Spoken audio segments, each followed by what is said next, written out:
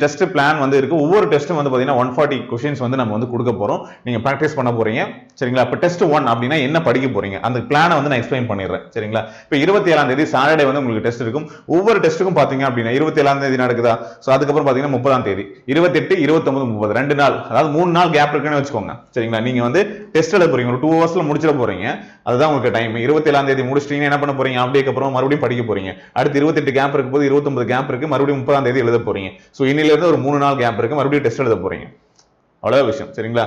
அதுல என்ன மிஸ்டேக்ஸ் பண்ணிருக்கோம் அதை அனலைஸ் பண்றீங்க.